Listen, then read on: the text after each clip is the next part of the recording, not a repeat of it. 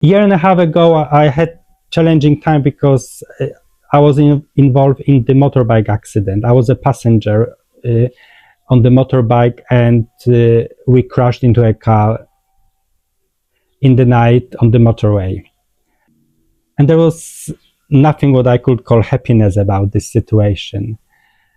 But after I rolled and finally in total shock and pain, I lie down on the side road.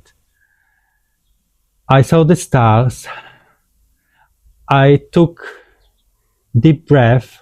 I felt my body. And you know what?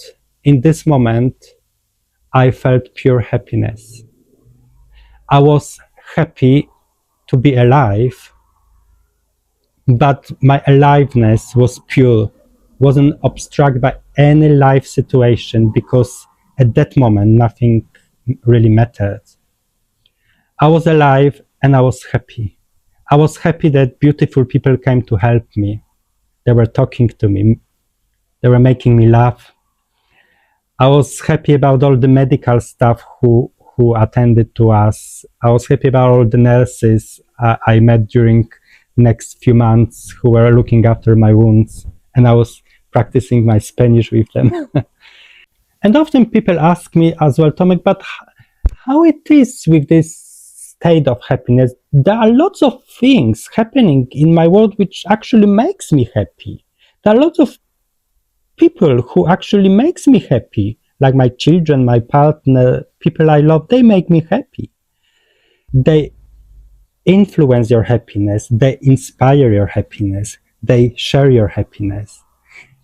They don't make you happy. You are in the state of happiness. You are in the state of receiving. You are ready to receive the feeling of happiness. Because other people can't make you happy. They can make you a cup of tea, glass of lemonade. But if you're not in the state of receiving happiness, whatever they do, it will make you happy. And yes, there's lots of nice things happening outside, and they give us pleasure. They give us lots of pleasure.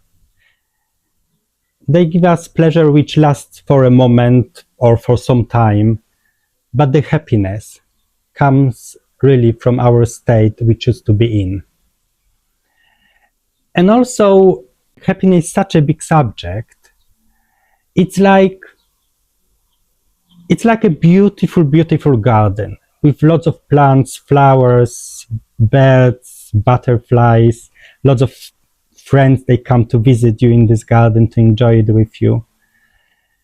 But you can't, in a moment, to look after all of this. You can't have it all the time at its best as a whole. But you can break it down to the single plant, single flowers, and look after one thing at a time. Because this big garden, this big happiness is built up from lots of elements. And you plan it, how to plant them, you look after them, you protect them, and the same with your happiness. Maybe today you can't cut a bunch of roses and put in the vase and admire them but you can look after this one rose, see how it's doing. Maybe it's a bit more of this or that. Maybe today you can just have a cup of coffee with a friend and a chat. Maybe today you can go and enjoy a nice walk after work. Those little plants and flowers from the big garden of happiness are micro happinesses, I call them. They are little points of joy. And I really recommend actually to plan it. Plan in your days points of happiness, points of joy, little pleasures you give yourself. Because it all builds up for you to feel the state of happiness. You know, after this accident I mentioned earlier, the first thing I do in the morning when I'm awake, even before I open my eyes, I feel my breathing. few conscious breathe in, breathe out. I'm totally aware of my breathing. And then with this air coming in, I'm scanning my body, in and out, from my toes to my head. I can feel the energy. I can feel the life inside me. And it takes only, few minutes, not even 3, 4 breaths. Just be aware of them. Conscious breaths, nothing else. Just your breathing and your body inside. It will set your day differently. I promise. To sum up my little chat about happiness today, happiness is a big thing. And sometimes we feel overwhelmed to feel it all, to be happy all the time on our top scale of happiness. But if we break it down, like big beautiful garden, into separate flowers, separate plants, and look after it and plan it through the day, what can we do to actually nourish our garden of happiness?